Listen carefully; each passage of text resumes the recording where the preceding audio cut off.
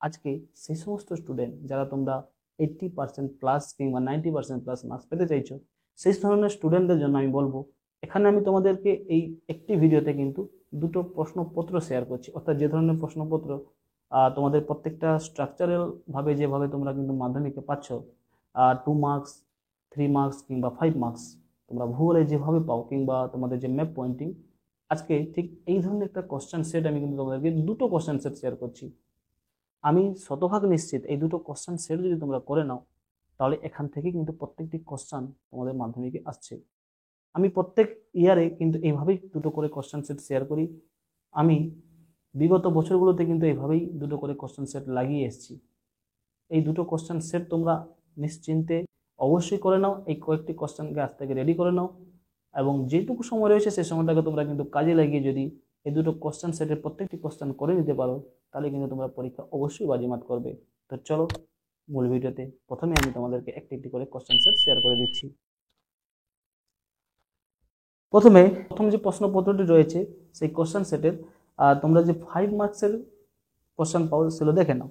হিমবাহ ও জলধারার মিলিত ক্ষয়কাজের ফলে গঠিত ভূমিরূপ চিত্র সহ বর্ণনা করো।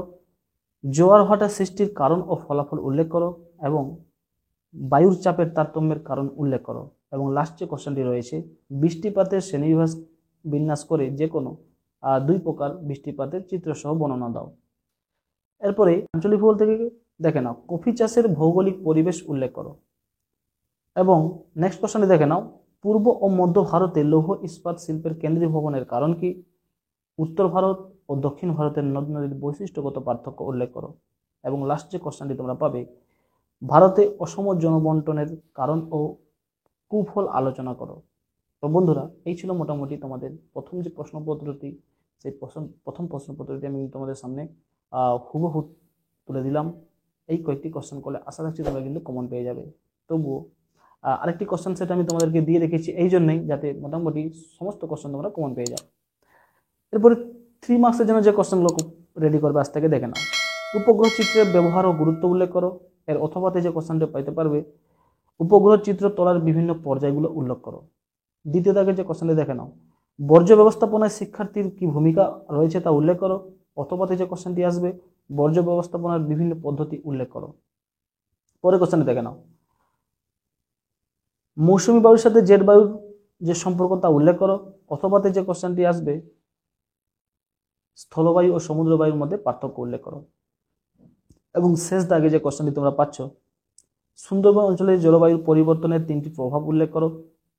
এবং তার অথবাতে যে কোশ্চেনটি আসছে, আধুনিক যোগাযোগ ব্যবস্থার গুরুত্ব উল্লেখ করো। অর্থাৎ বন্ধুরা, 3 মার্কসের এখানে আমি তোমাকে কোশ্চেন সেটে যেভাবে প্রত্যেকটাতে অথবা দিয়ে থাকে, ঠিক সেভাবেই কিন্তু আমি তোমাকে একটা কোশ্চেন সেট রেডি করে দিলাম। আশা রাখছি এখান থেকেই তোমরা কিন্তু পেয়ে যাচ্ছ। এরপরে 2 মার্কসের কোশ্চেনগুলো দেখে নাও। ভূ সমলয় উপগ্রহ ও সানসিনক্রোনাস উপগ্রহের মধ্যে পার্থক্য লেখো। অথবাতে যেটা পাবে, পিক্সেল কি?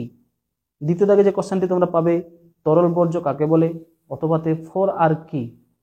এরপরে কোশ্চেন দেখে নাও, অ্যানাবেটিক ও ক্যাটাবেটিক বায়ুর মধ্যে পার্থক্য উল্লেখ করো। অথবাতে যে কোশ্চেনটি পাচ্ছ, নিরক্ষীয় শান্ত বলয় কি? এরপর দেখে যে কোশ্চেনটি পাচ্ছ দেখে নাও, অরণ্য সংরক্ষণের প্রয়োজনীয়তা লেখো। অথবাতে যে কোশ্চেনটি পাবে, সোনালী চতুর্ভুজ কি তা উদাহরণ দিয়ে বোঝাও। পরে যে কোশ্চেনটি দেখে নাও, টিকা লেখো পর্যায়ন। এবং অথবাতে যে কোশ্চেনটা পাচ্ছ, ব্লো আউট কি? নেক্সট যে কোশ্চেনটি তোমরা পাবে, মালনাদ ও ময়দান কি? অথবাতে যে কোশ্চেনটি পাবে, অনুসারী শিল্প কাকে বলে? অর্থাৎ বন্ধু, এইটুকু ছিল মোটামুটি তোমাদের প্রথম প্রশ্নপত্রের যে ইম্পর্টেন্ট কোশ্চেনগুলো। এবং প্রথম প্রশ্নপত্রে আমি তোমাকে কিছু ইম্পর্টেন্ট ম্যাপ পয়েন্টিংও বলে দিই। কাবেরী নদী, দ্বিতীয়তে দক্ষিণ ভারতের কফি উৎপাদক অঞ্চল, 3 নম্বরে একটি স্বাভাবিক ম্যানোগ্রোভ অঞ্চল, তারপরে ভারতের ল্যাটেরাইট মৃত্তিকা অঞ্চল, এবং বছরে 2বার বৃষ্টিপাত অঞ্চল, হাইটেক বন্দর, ভারতের অরণ্য গবেষণাগার, সাতপুরা পর্বত, ভারতের দক্ষিণতম বিন্দু, এবং লখনৌ। মোটামুটি এই 10টা যদি তোমরা প্রথম কোশ্চেন সেট থেকে যদি করে নাও, আশা রাখছি এখান থেকে 4-5টা ম্যাপ পয়েন্টিংও কমন পেয়ে যাবে। তাও এরপরে আমি একটা নতুন করে একটা কোশ্চেন সেট দিচ্ছি, দ্বিতীয় যে কোশ্চেন সেট, সেখান থেকে যদি করে নাও তাহলে ম্যাক্সিমাম সব কোশ্চেনই কিন্তু কমন পাচ্ছ। তো যারা 90% প্লাস পেতে চাইছো, তোমাদেরকে কিন্তু এই দুটো কোশ্চেন সেট তো অবশ্যই করতে হবে। আমি কিন্তু তোমাকে এখানে সাজেশন দিচ্ছি না, দুটো কোশ্চেন সেট দিচ্ছি। এই দুটো কোশ্চেন সেট মানে কিন্তু হট সাজেশন, অর্থাৎ লাস্ট মিনিট সাজেশন। এই দুটো কোশ্চেন সেটই তোমরা করে নাও, এর বাইরে একটাও কোনো কোশ্চেন আর করার দরকার নেই। শতভাগ নিশ্চিত থাকো, এগুলোই পাবে। এবং আমি তোমাদের প্রয়োজনীয় সুবিধার্থে অবশ্যই এই ভিডিও ডেসক্রিপশন বক্সে যে পিডিএফটা দিয়েছি সেটা কিন্তু তোমরা চুপ করে গিয়ে আগে ডাউনলোড করে নাও, কারণ যে কোশ্চেনগুলো বলে দিচ্ছি তোমরা কিন্তু সেগুলো প্রত্যেকটা কোশ্চেন মনে রাখতে পারবে না, তাই তোমাকে আগে পিডিএফ থেকে ডাউনলোডটা করে সেখান থেকেই পড়তে হবে। তো যাই হোক, নেক্সট যে কোশ্চেন সেট সেটা কিন্তু তোমরা দেখতে থাকো। দ্বিতীয় কোশ্চেন সেটে তোমরা যেটা পাবে, হিমবাহের ক্ষয়কাজের ফলে গঠিত যে কোনো 5টি ভূমিরূপের চিত্র সহ বর্ণনা দাও। বায়ুমণ্ডলের স্তর বিন্যাস করে যে কোনো 2টি স্তরে বর্ণনা দাও। আর সমুদ্র স্রোতের সৃষ্টির কারণগুলো উল্লেখ করো এবং বায়ু প্রবাহের শ্রেণীবিন্যাস করে যে কোনো 4টি বায়ুর বৈশিষ্ট্য আলোচনা করো। অবশ্যই ভেরি ভেরি ইম্পর্টেন্ট, পড়ে নেবে। এরপরে আঞ্চলিক ভূগোল থেকে যে 4টি কোশ্চেন তোমরা কোশ্চেন সেটে পাবে দেখে নাও। ভারতের গম চাষের অনুকূল ভৌগোলিক পরিবেশ সম্পর্কে আলোচনা করো এবং প্রস্থ বরাবর হিমালয়ের ভূপ্রাকৃতিক শ্রেণীবিন্যাস আলোচনা করো। পরে কোশ্চেনটি দেখে নাও, পশ্চিম ভারতের পেট্রোরসায়ন শিল্প কেন্দ্রীয় ভবনের কারণ কি এবং অরণ্য সংরক্ষণের প্রয়োজনীয়তা কি তা বলো এবং ভারতের নগরায়নের কি সমস্যা হচ্ছে তা উল্লেখ করো। এই কোশ্চেন সেট থেকে অর্থাৎ দ্বিতীয় কোশ্চেন সেট থেকে তোমরা 3 মার্কসের যে 4টি কোশ্চেন পাচ্ছ দেখে নাও। বর্জ্য ব্যবস্থাপনার প্রয়োজনীয়তাগুলি কি তা উল্লেখ করো। অথবাতে যে কোশ্চেনটি পাবে, ভাগীরথী হুগলি নদীর উপর বর্জ্যের কি প্রভাব রয়েছে তা বলো। পরের দাগে যে কোশ্চেনটি দেখে নাও, ভূবৈচিত্র্যসূচক মানচিত্রের বৈশিষ্ট্যগুলি আলোচনা করো। অথবাতে যে কোশ্চেনটি পাবে, দূর সংবেদনশীল ব্যবস্থার সুবিধা ও অসুবিধা লেখো। এরপরে কোশ্চেনটি দেখে নাও, ক্রান্তীয় চিরহরিত ও পর্ণমোচী অরণ্যের বৈশিষ্ট্য আলোচনা করো। পরে যে কোশ্চেন দেখে নাও, কৃষ্ণ ও ল্যাটেরাইট মৃত্তিকার বৈশিষ্ট্যগুলি আলোচনা করো। পরে কোশ্চেন দেখে নাও, পূর্ব উপকূল ও পশ্চিম উপকূলের বৈশিষ্ট্যের পার্থক্য উল্লেখ করো।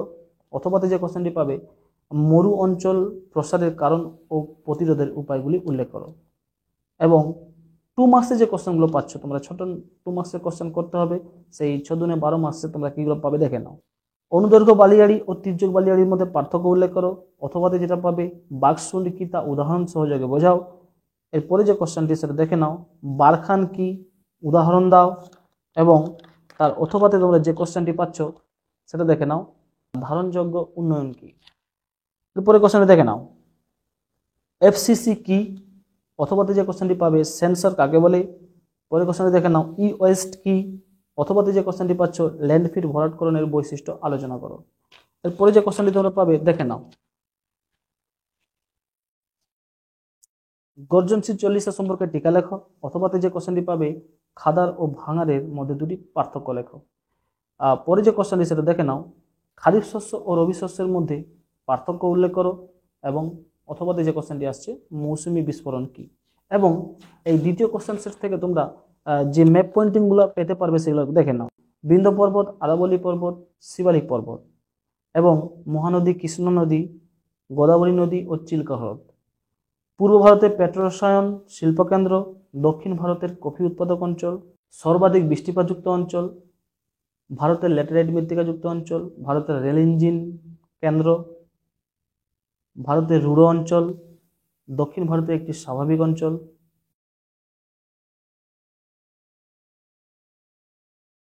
লোহিত মৃত্তিকা অঞ্চল এবং উত্তর ভারতের বৃহত্তম মহানগর, প্রধান প্রশাসনিক কেন্দ্র, বছরে 2বার বৃষ্টিপাতযুক্ত অঞ্চল। অর্থাৎ বন্ধুরা, এখানে আমি তোমাকে কিন্তু হাতে গোনা একদম চিপলি কয়েকটি কিন্তু ম্যাপ পয়েন্টিং দিয়েছি।